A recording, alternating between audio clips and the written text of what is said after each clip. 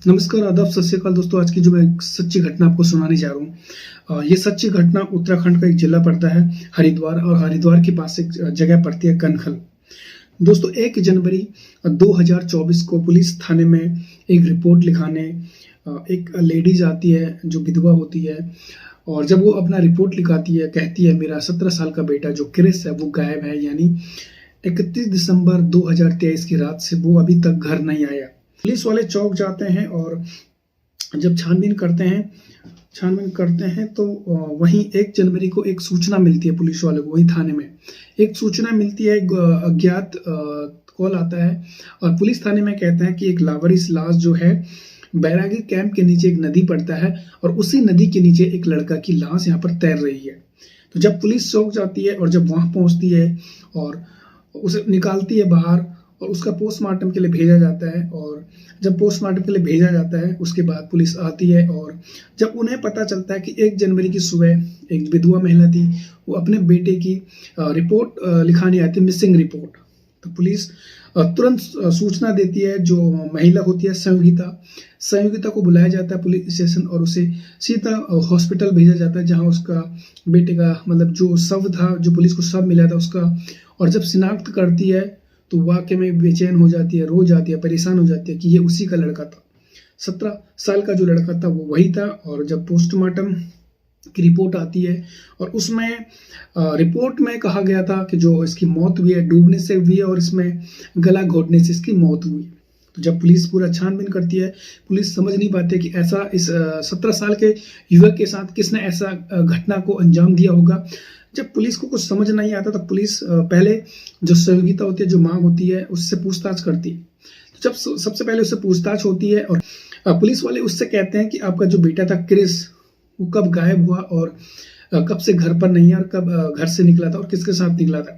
जब पुलिस उससे पूछताछ कर रही होती है तो जो महिला संयोगिता होती है वो कहती है अभी 31 दिसंबर 2023 की शाम 7 बजे के करीब मेरा बेटा और मेरा भतीजा जो अमित कटियार है, ये दोनों मार्केट गए थे और मार्केट से कुछ इन्होंने सामान लेना था, कुछ कपड़े जूते लेने थे। इसलिए ये दोनों शाम को 7 बजे के करीब घर से निकले थे। लेकिन जो मेरा भतीजा था अमित वो घर आ गया, लेकिन जो मेरा बेटा था वो घर नहीं आया।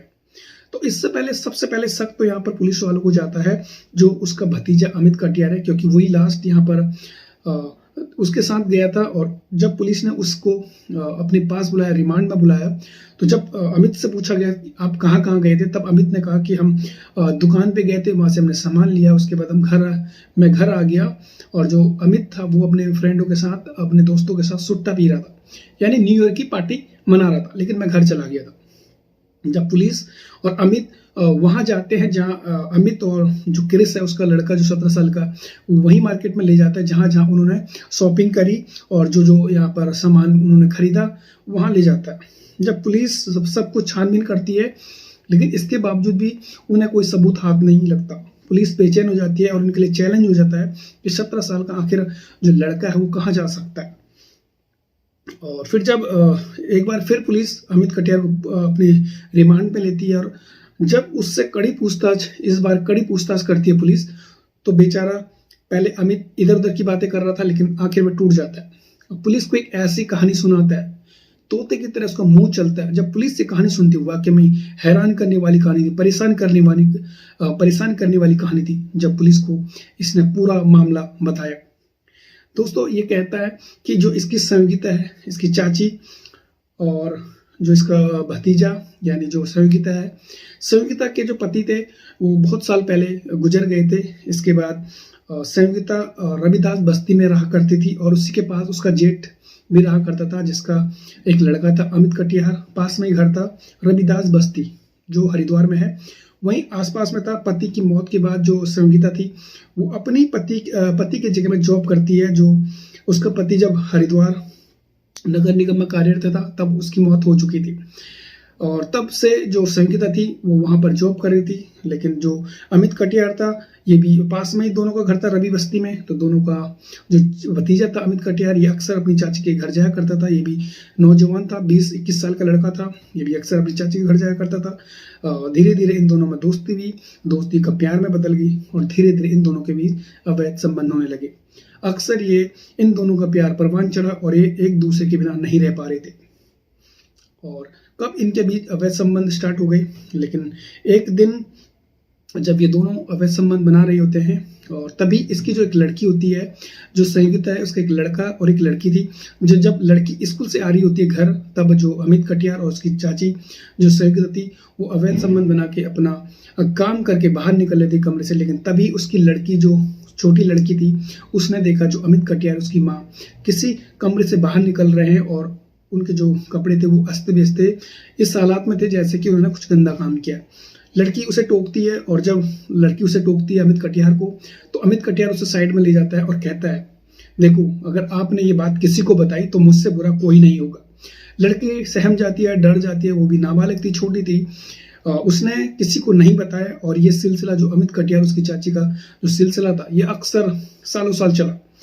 जब ये चलता रहा, लेकिन एक दिन इसके जो बड़ा बेटा था क्रिस, उसके कानों में खबर पहुंच जाती है जो उसका कजिन है, जो उसका भाई है अमित और उसकी माँ का संबंध है।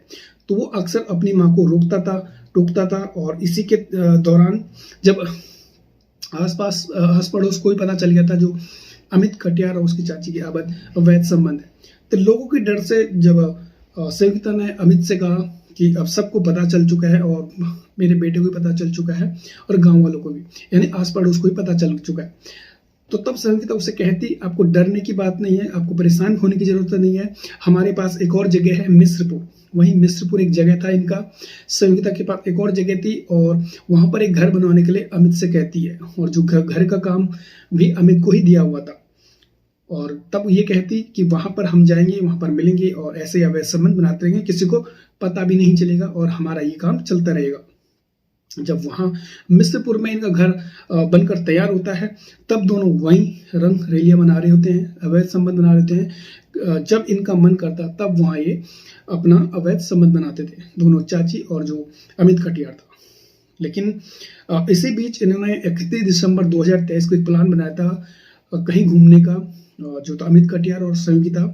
लेकिन बीच में रोड़ा बनना था जो केवल 17 साल का इनका बेटा था। जैसे तैसे उसके कानों में खबर गई कि जो इसकी माँ है और जो अमित कटियार इसका भाई है, ये दोनों घूमने का प्लान कर रहे हैं। लेकिन उसने अपनी माँ को यहाँ पर डांटा, समझा कि आप अमित से दूर रहो, उसके साथ जाने की जरूरत नहीं है। तो जैसे तैसे जो संगीता होती है वो कहती है अपनी आशिक यानी अपनी अमित से कि अमित ये उसने बताया कि जो उसका बेटा है उसको पता चल चुका है, वो मुझे डांटते।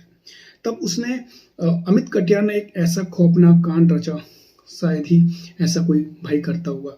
उसने ऐसा खौफनाक कांड रचा, ये था 31 दिसंबर 2023 की रात।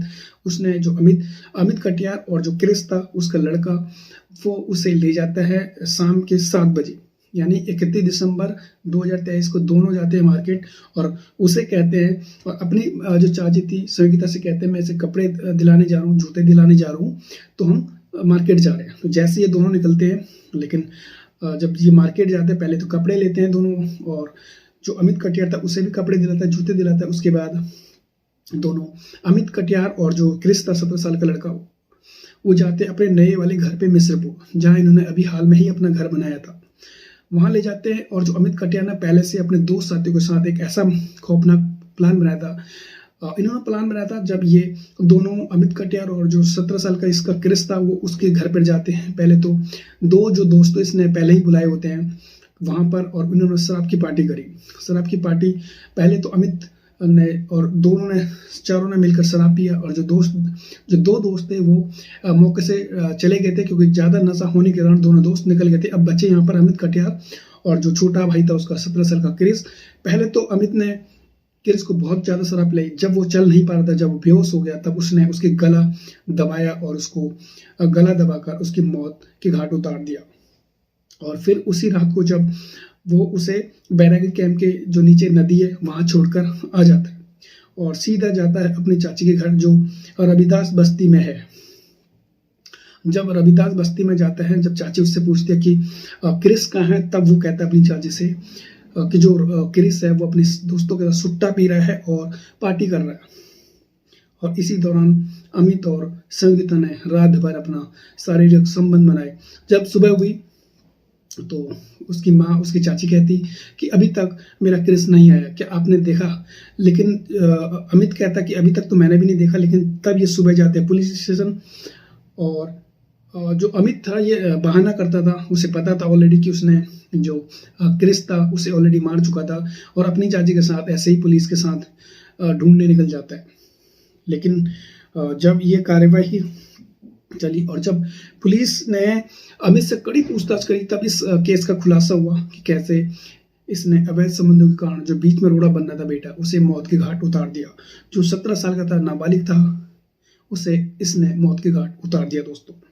तो दोस्तों ये थी एक ऐसी कहानी जिसे अवैध रिश्तों में चाची भतीजी का जो अवैध रिश्ता था उसमें बलि चढ़ गया उसका 17 साल का बेटा। तो दोस्तों अक्सर ऐसा ही होता है, बुरे काम का बुरा नतीजा होता है और बेचारा जो 17 साल का जो लड़का था वो बेफालतू में मारा गया। दोस्तों इस कहानी को सुनाने का उद्देश्य किसी को ठेस पहुंचाना नहीं है, किसी का दिल दुखाना नहीं है। आपको सतर्क करना है, आपको सचेत करना है। तो आज के लिए इतना ही।